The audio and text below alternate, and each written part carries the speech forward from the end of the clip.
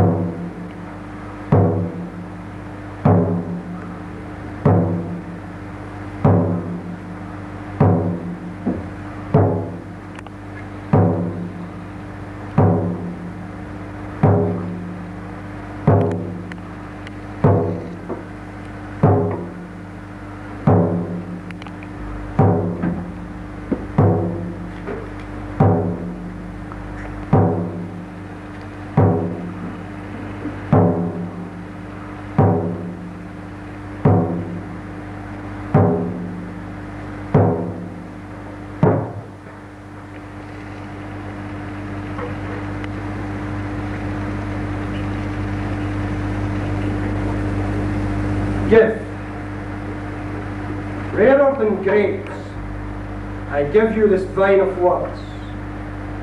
Bring them to your lips, kiss them, sense their dusky shapes as you form them in your mouth.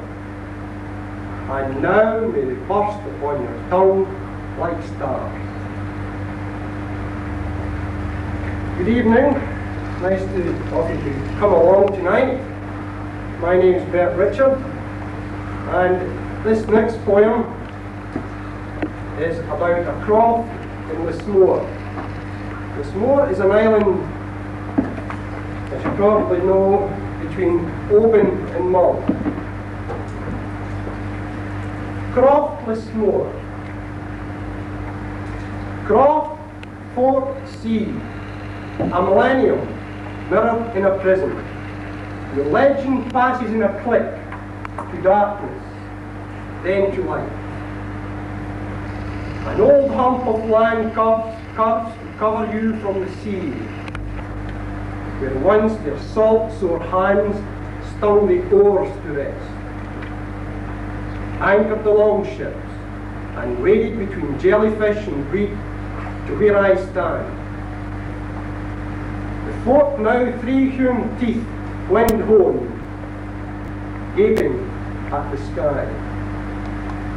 This croft web between sea and land, your testament through this chamber window, cracked open, a collapsed cap hanging on a nail, a final gesture. Beside the oval horse harness, heavy black, sweat hardened, the strong shoulders now peak breast. The soil breaks the plough to us. Hurricane heart lamp, hanging sacking between stable and byre, the sweep of a scythe, hung like a moon, sharpened to a crescent, casts its sharp shadow over cobwebbed chains, hung loose to tie the dumpy heads of cattle.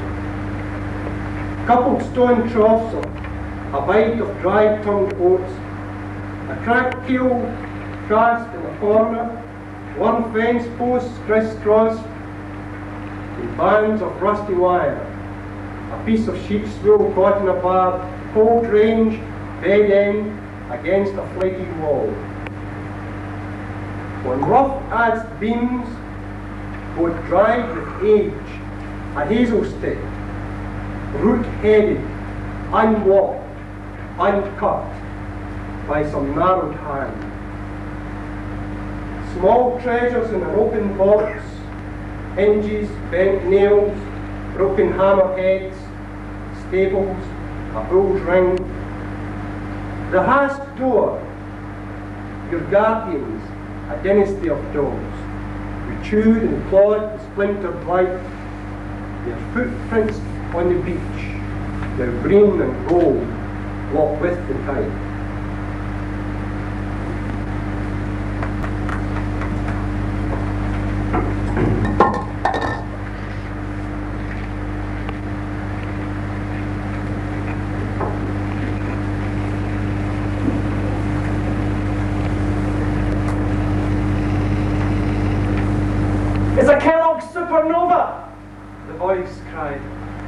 And up and down disappointed breakfast tables, disillusioned eyes searched for any certain confirmation, for the reassurance that no meal gives, and though their eyes strained and their brows furrowed, they could find them no such glimpse of the encounter. Blinded by the plastic novelties and the hunger pangs, they clawed their cornflakes like misers on the beach, hoping for something better, something more than taste. But all had neglected the child in his high chair, quite bright in the darkness, pointing heavenward to where a point of light in the sky blinked uncertainly, saying goodbye. Beneath the debris of cornflake and broken crock, desperate fingers raked for more and did not see the breakfast more than taste, the Kellogg's supernova.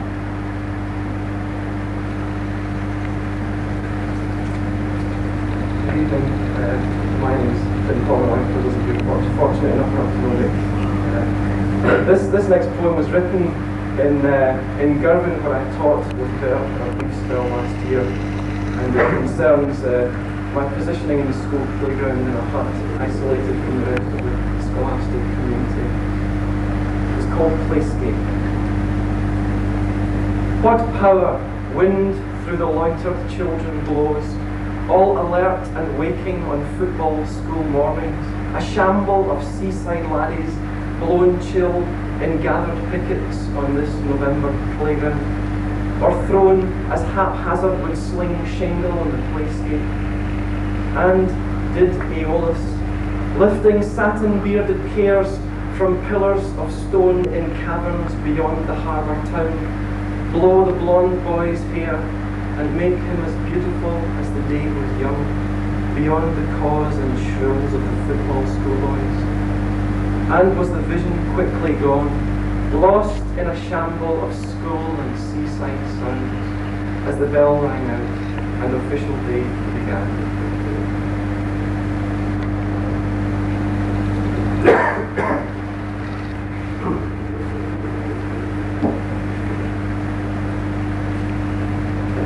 This next poem concerns us all. I think at some stage everyone has tried writing poetry, and in some respects it sums up how I feel tonight, standing here. The poem is called simply Making a Poem.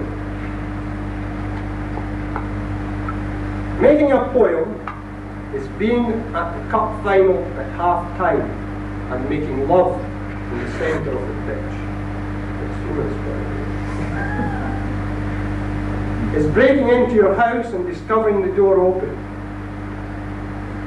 It's, I'll show you mine if you'll show me yours, and you laugh and run away. It's waking up on Monday and thinking it's Saturday. It's firing blindfold at your mirror in the mirror and missing. It's looking for a cigarette machine at 2 o'clock in the morning. It's climbing a hill in the mist and imagining the view from the top. It's waking up at midnight and throwing a blanket of moonlight from your lover and making poetry.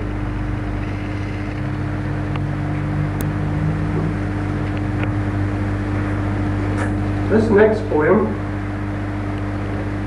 reminds me a bit of some days I used to visit Hamilton auction mart. I think auction marts are the same the world over. The poem's called Noah's Gift. The rain hammers down in sheets on the hatched roof. Coat open, arms raised, gavel in cupped hand, the red-faced auctioneer proclaims our inheritance from Noah. The good shepherds look on, tweed-browed, wire-eyes narrowed, cigarette-lit, hands dangling over the rail, staffs and crooked elbows. 100 fat bullocks, heifers, cows and bulls, 200 fat hoggets, sheep and ewes, 120 killing calves, 40 accredited keeping calves, 1,800 black, blue, grey Charlie, grass-wintered hogs and ewes with lamb food. In sawdust pens, wet fleeced, warm skinned, innocence of the flood, with a shake of hands are led down the lamb to slaughter.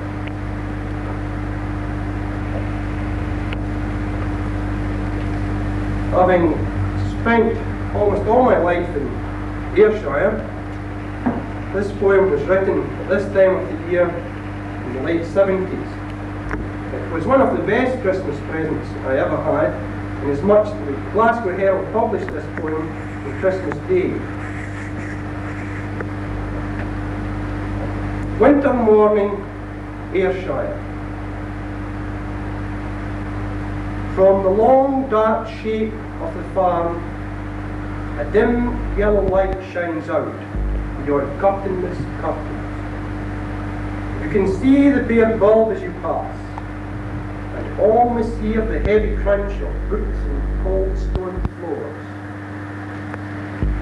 The blue morning stillness broken by the slam of doors, and the grey clouded breath of cattle expand from black lips.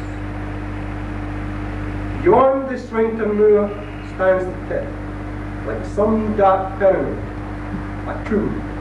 Above this black waste, a star sparkles, the star of Eve, beauty above the abyss.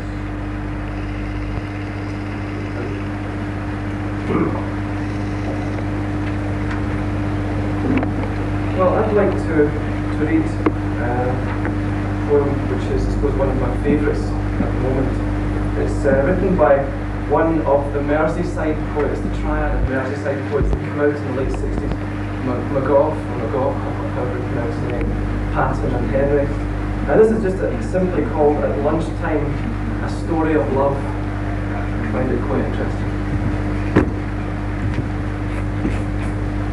When the bus stopped suddenly to avoid damaging a mother and child in the road, the young lady in the green hat sitting opposite was thrown across me, and not being one to miss an opportunity, I started to make love with all my body. At first, she resisted, saying that it was too early in the morning and too soon after breakfast, and that anyway she found me repulsive.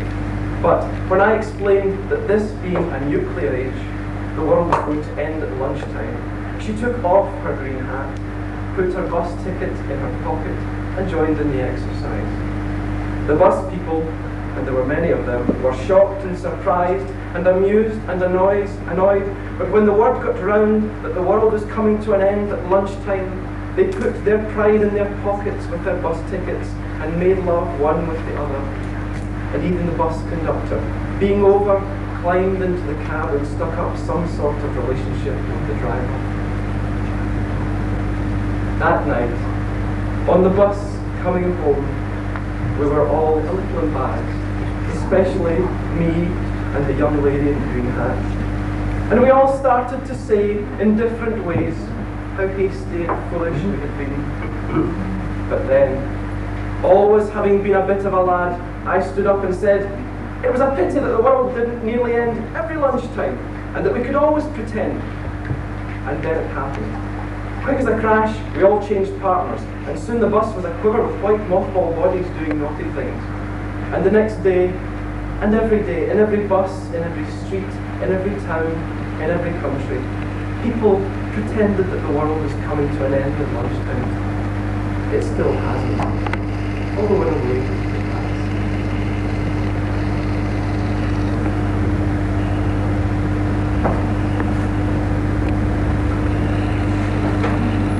This next poem is, I wrote again down in Girvan, and Bert was talking earlier about making a poem. In fact, this poem arrived, as it were, from the first line, the very first line.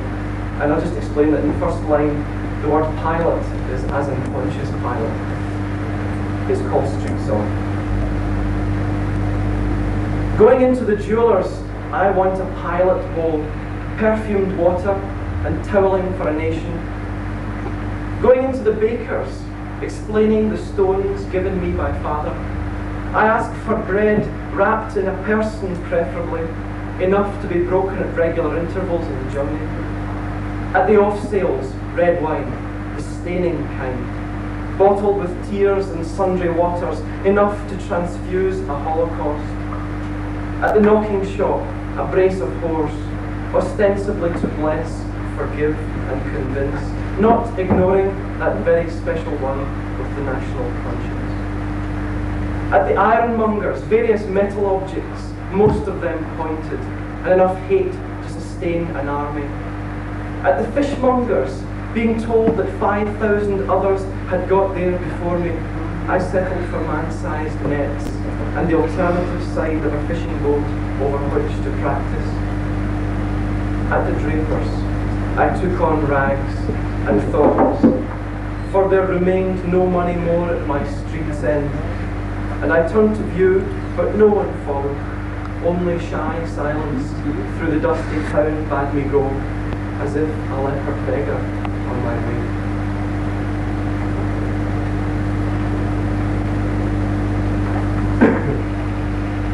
And to finish this short section of my poems, the train journey, I don't know if you know the train journey between Glasgow Central and Hamilton. It's quite interesting. I taught in Glasgow for a while. Coming home one evening, I found myself in a railway carriage reading a poem called Perfect Love. And there was a very strange man sitting there. This is called Mafia Love Poem. While reading a poem about perfect love, alone in a carriage of late-night neurotics, an eye-tie hood, obviously displeased by the tender vibes, and perhaps needing point-blank killing practice too, as hoods do, jerked towards me, grimacing Italian through spaghetti teeth, and threw a straight-arm gun hand in my direction, giving me no time to explain my aesthetic disapprobation of his choice of jewellery, or my distaste of cheapo eye-tie revolvers. He let me have it 5 times in the head, throwing his hand nearer each time to reinforce the point. Well, they said it was 5. Having lost count at 1, I went down gaga, thinking how ridiculous velvet collars are on camel coats, devising rhyming slang for eye-tie, straw and raffia. As my head bled, my hood stood, as any hood would, rabid-eyed, panting, bloodlustfully fulfilled by a vision in the pools of red, donating saints and the Virgin Mary with angels running round her head. We'd now like to do a little joint effort here. We've been trying this for almost 2 hours now. Hopefully it will come off this time. Yes. Yeah. This is called The O Filler. Very interesting poem. Very interesting poem. Quite like the poem. The O Filler by Alistair Reid. The O Filler. One noon in the library, I watched a man, imagine, filling in O's, a little rumpled nobody of a man, who licked the stub of his pencil and leaned over every O with loving care, shading it neatly, exactly to the edges, until the open pages were popped and dotted with solid O's, like towns and capitals on a map, and yet so peppered the book appeared inhabited and complete.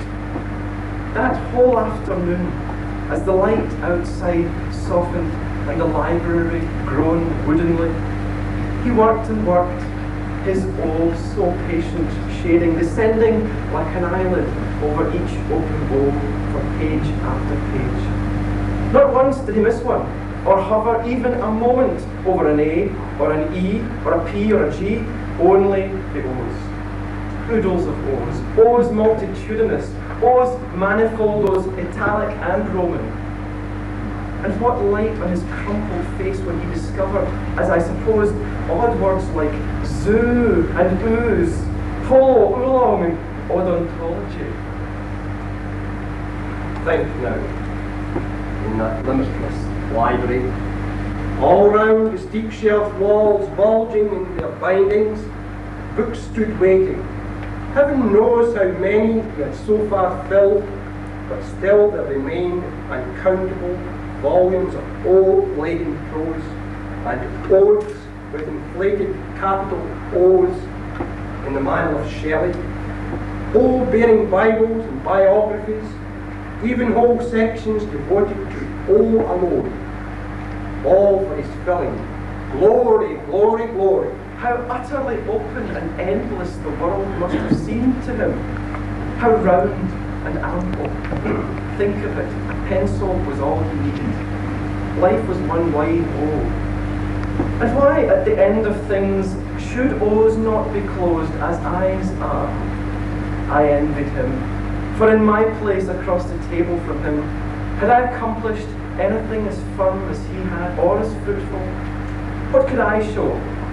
A handful of scrawled lines, an afternoon, yawned and wandered away, and a growing realisation that in time even my scribbled words would come under his grubby thumb, and the blinds be drawn on all my oaths, with only this thought for comfort, that when he comes to this poem, a proper joy may amaze his wizened face, and oh, a pure pleasure make his meticulous pencil quiver.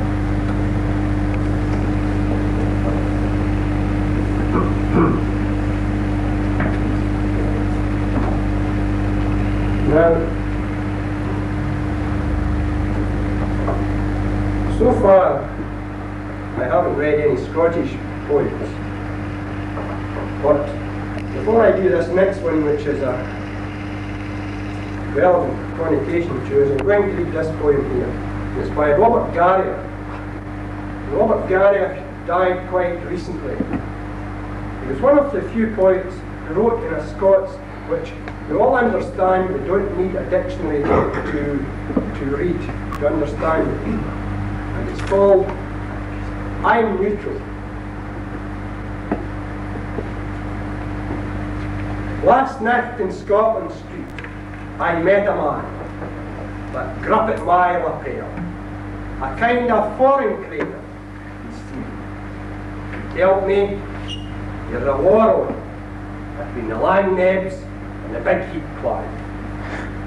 I was me first. I took him for a Pomeroy, nothing by order. But he said, you're one of the long-nebbed folk. If I can, I'm going to bust you down and write your sporn.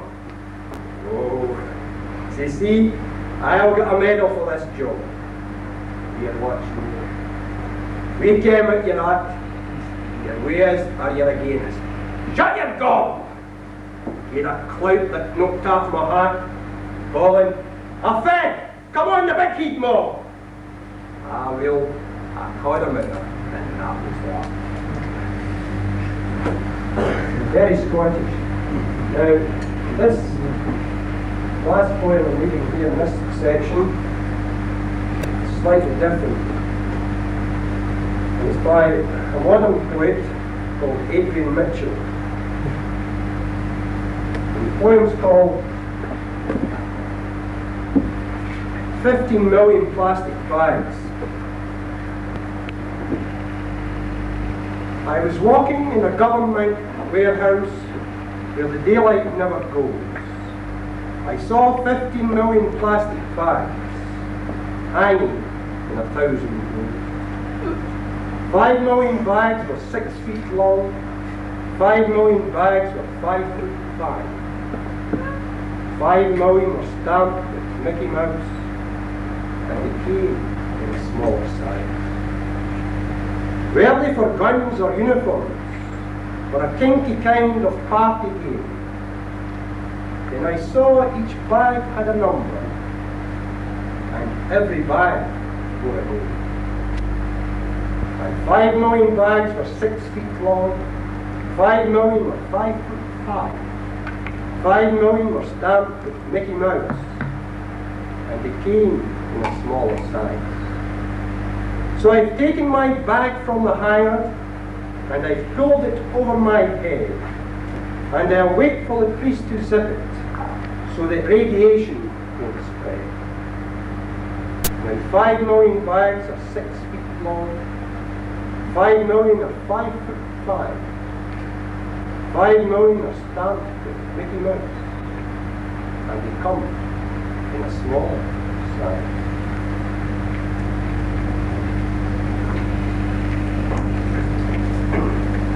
To finish off this half,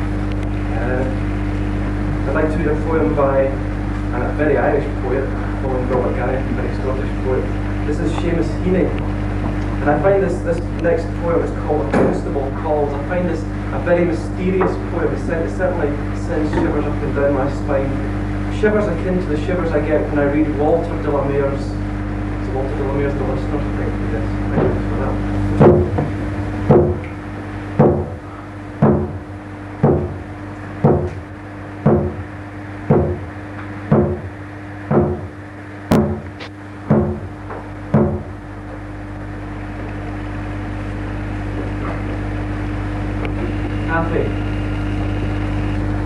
This cafe, the haunt of neither the debonair nor the pretty, clatters to crockery, clinking change in droves